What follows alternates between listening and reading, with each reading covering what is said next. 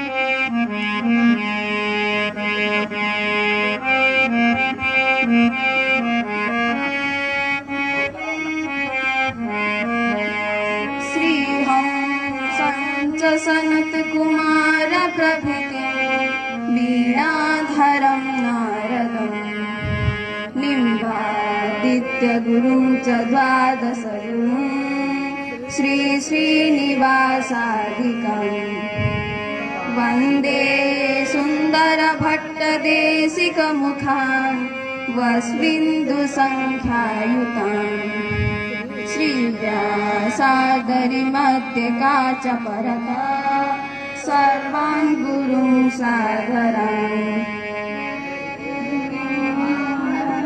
निधे गुणनिधे हे भक्त चिन्तामणे हे आचार्य शिरोमणि मुनिगणै रामृग्यपादम्बुज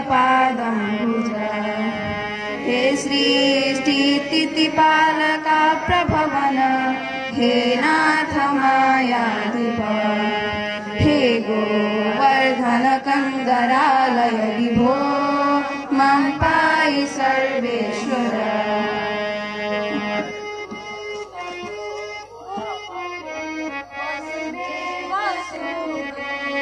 गोपाल कृष्ण गरुड़ध्वज गोपीनाथ श्रीवासुदेव पुरुषोत्तम पद्मनाभ त्रायस्व केशव हरे शरणागतं मां ब्रह्मण्य देव जन वल्लभ दीनबन्धो लक्ष्मी निवास करुणालय कंस साद्रो वैकुण्ठनाथ धरणीधर धर्मरूप त्रायस्व केशव हरे शरणागतं मां लक्ष्मीपते कमललोचन कल्मषारे वाराह वामन जनार्दन नन्द सूनो पीताम्बराच्युत हरे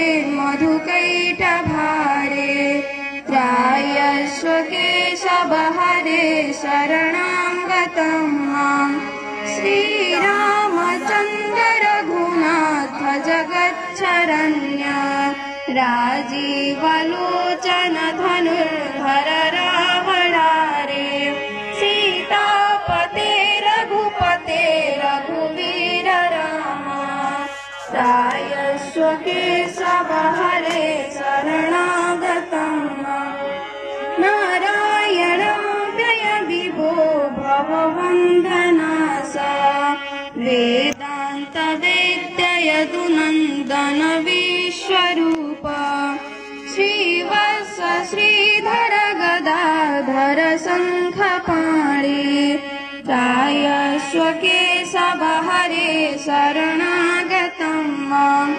गोपीपते दुपते नवनीत चौर वृन्दावने मुरलीधर पद्मपाणे गोवर्धनो धरणधीर मुकुन्द सौरे त्रायस्व केशव हरे शरणागतं सर्वज्ञ सर्वशरण्य कृपा समुद्र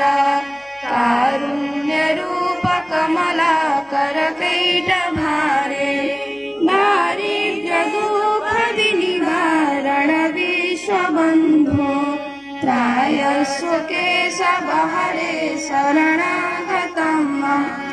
हे राधिका प्रिय अनंत मुकुंद कृष्ण विश्वेश्वराखिल गुरु कमलायताक्ष नारायणादि पुरुषेश पुराण विष्णु त्रायस्व केशव हरे शरणागतं मां।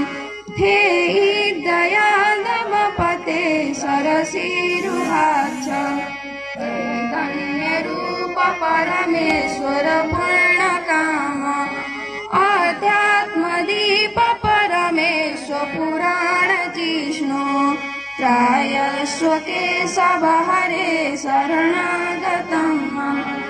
पद्मापते मधुरिपो जगदेक साक्षी विद्यार्थिनाशन नरेश्वर देव देव चाडूरमर्दन चतुर्भुज चक्रपाणे त्रायस्व केशव हरे शरणागतं मां।